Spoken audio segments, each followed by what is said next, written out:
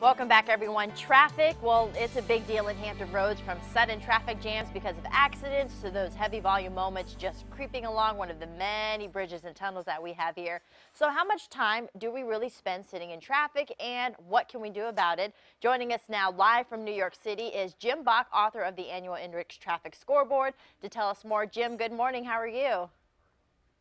I'm doing great, thank you. And I was just asking you, because you're in New York City, how was the traffic this morning? And you said,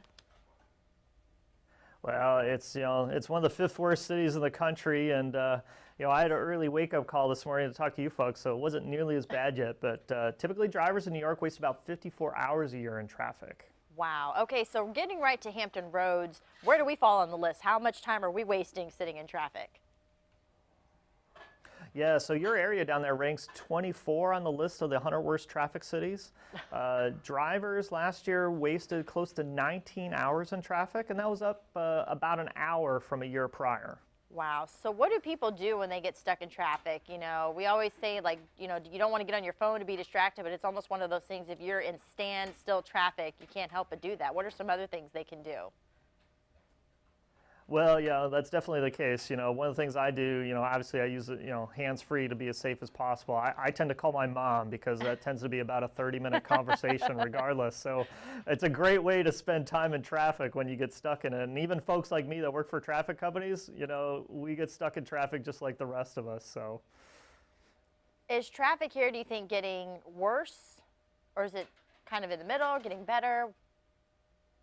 It's getting slightly worse, and what we're finding is as we start to see the economies come back in these cities, and we start to see job growth come back, and I know down in that area, I was looking at some of the data before we got together here, and the economy grew at about 1%, which is a little lower than the national average, but what we're finding is there's definitely a direct correlation, and as the economy improves, more people are going to work, which means more people have money to spend. And if they're spending money shopping and things like that, businesses are shipping products. And as a result, we're seeing increased traffic. How is the data for the scorecard compiled? So our data is compiled. What we do is we actually crowdsource traffic information from the actual vehicles that travel on the road. So wherever cars go, we could understand what the traffic's like. And we take that real-time information that we typically provide to automakers for their nav systems, to nav apps on mobile phones, to DOTs to use in their daily operations, and we put it in a historical archive, do a set of analysis on it, compare it to prior years, and that's how we produce the report. So I guess the age-old question is there anything that we can do to avoid getting stuck in traffic?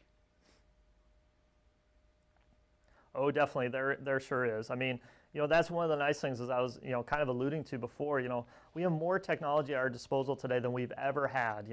One of the unique things about NYC's approach, since we're relying on the vehicles themselves, wherever those vehicles go, we can understand the traffic. So, when drivers do get stuck in traffic jams, like whether that's 64 westbound, right, which is a classic one. There's a 4-mile stretch there where drivers waste about a day a year in traffic. When you get stuck on that road and you're heading somewhere, now you could actually see what traffic's like on the adjacent roads and answer that age-old question, right? If I get off the highway and take the side roads, is that faster than if I stay on the main line?